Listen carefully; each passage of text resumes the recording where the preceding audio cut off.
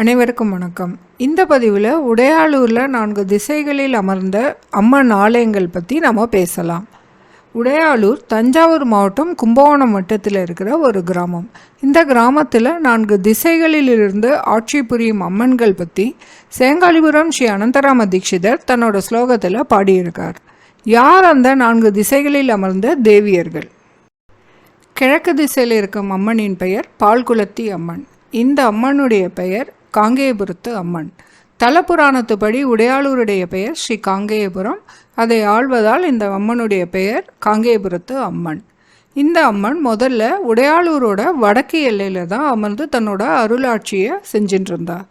செல்வமகாகாளி அம்மன் உடையாளூரோட வட எல்லையில் நுழைந்து தான் நுழைந்த எல்லையில் அமர்ந்தே தன்னுடைய அருளாட்சியை செய்யணும்னு தான் விரும்பியதனால் செல்வமகாகாளியோட வேண்டுதலுக்கு இணங்க காங்கேயபுரத்து அம்மன் ஊரோட மறு எல்லையில், அதாவது கிழக்கு எல்லையில் போய் அமர்ந்தார். உடையாளூருடைய தீர்த்தத்தின் பெயர் பால்குளம். அந்த பால்குளத்தோட கரையில் அமர்ந்ததுனால காங்கேயபுரத்து அம்மன் பால்குளத்தி அம்மன்னு அழைக்கப்பட்டார். மேற்கு திசையில் இருப்பது திரௌபதி அம்மனின் ஆலயம். திரௌபதி அம்மன் அக்னியில் பிறந்தவர். அதனால்தான் திரௌபதி அம்மன் ஆலயங்களில் தீமிதி திருவிழா ஒரு பெருவிழாவாக நடக்கும். உடையாளூரில் திரௌபதி அம்மனுக்கு உற்சவம் நடக்கும் பொழுது ஆடி மாதத்தில் தீமிதி பெருவிழா நடைபெறும். தெற்கு திசையில் இருப்பது காமாட்சி அம்மனின் ஆலயம். அவள் ஞானஸ்வரூபிணி.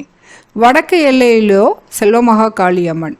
இந்த அம்மன் தானே விரும்பி உடையாளூர் வந்து அமர்ந்த அம்மன்.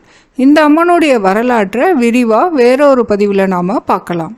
இந்த 4 அம்பாளின் பெயர்களும் தன்னுடைய ஸ்லோகத்தில் வரா மாதிரி செல்வமகாகாளி அம்மனை பற்றி பாடும் பொழுது சேங்காலிபுரம் ஸ்ரீ அனந்தராம தீட்சிதர் ஸ்ரீராம்பிகே தேகி வித்யாம் என ஆரம்பிக்கும் அந்த 9வது ஸ்லோகத்தில் இந்த 4 தேவியர்கள் பெரியும் சொல்லி இவர்கள் 4வரும் கேட்பவருக்கு கேட்கும் வரம் அருளுபவர்கள்னு சொல்லியிருக்கார்.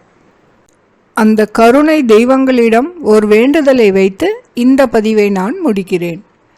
கிழக்கே பால்குளத்தி, மேற்கே திரௌபதி, தெற்கே காமாட்சி, வடக்கே வந்தமர்ந்த செல்லியே, எத்திசையிலிருந்து தடை எமக்கு வரினும் அதை உடைத்து எமை ஆள்வதால் நீங்கள் ஆட்கொண்ட ஊருக்கு உடையாளூர் என பெயர் வந்ததோ என சிந்திக்கிறேன்.